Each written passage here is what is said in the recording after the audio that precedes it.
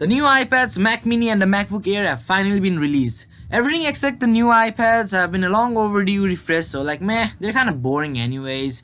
But boy, boy, Boy. But boy.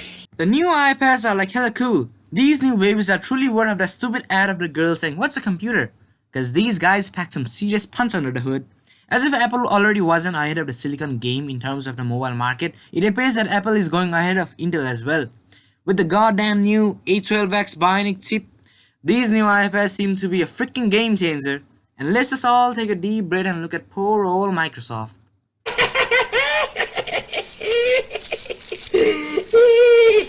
If you say Apple isn't trolling here, you're dead wrong.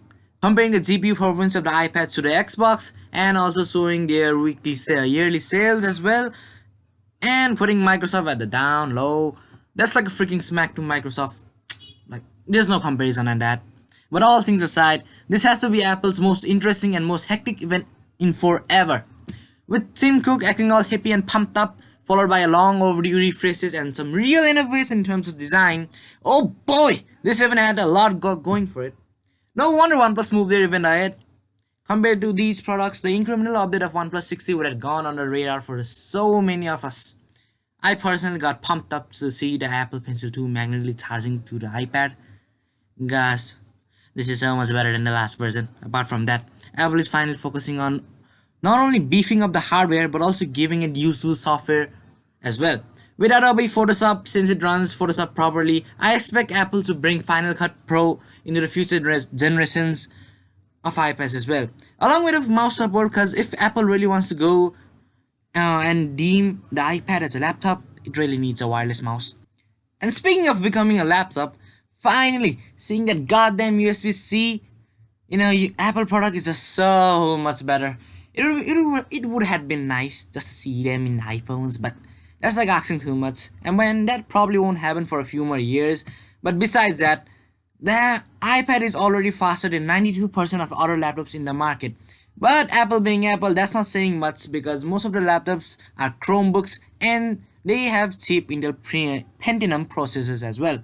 But since the release, we got some sick Geekbench scores, and this freaking beast is already faster than a MacBook Pro 13-inch of 2018, which means Apple has somehow managed to put a processor more powerful than an 8th Gen i5, and yet it managed to put it in a 5.9mm inch of a body.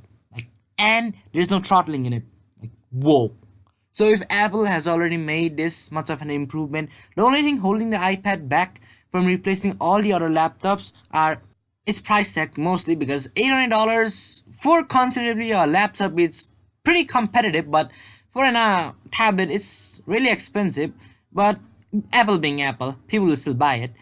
And since the only thing holding iPads back are right now the software. If the iOS is capable as OS X and Mojave, Apple finally bringing its in-house software to iOS, such as Final Cut Pro and iMovie, iFlix, whatever those things are, then this baby is a real threat.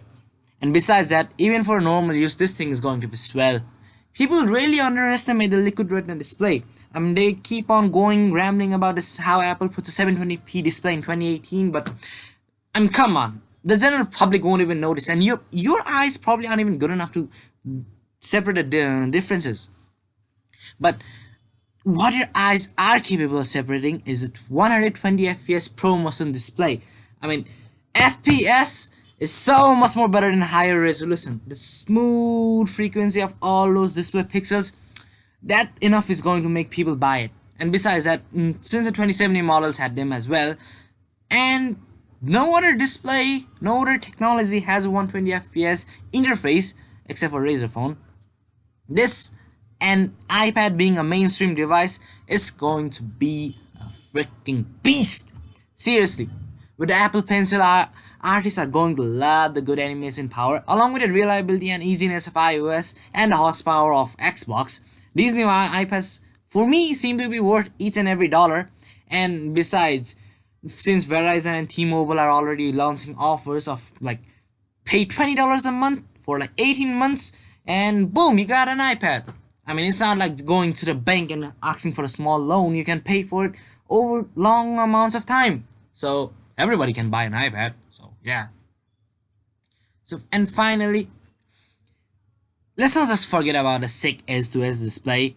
That's definitely the way to go. I'm so freaking happy that Apple brought it to the iPad. I wish it brought to all the other stuff as well, like fucking MacBooks and stuff. But meh, that's like demanding too much. But seriously, these new bezels are like so freaking cool. It's so futuristic. No knots as well. Face unlock being orientation in like every way. I think that's common sense, but apparently it took Apple a lot of engineering to figure it out. So I guess it's a lot more harder than I thought it was. But besides that, these iPads will sell a lot more, and they truly deserve to be sold. Like, Apple, take my money. Although I don't have much. So, Smash subscribe! Smash subscribe! Smash subscribe! What are we gonna do? Smash subscribe!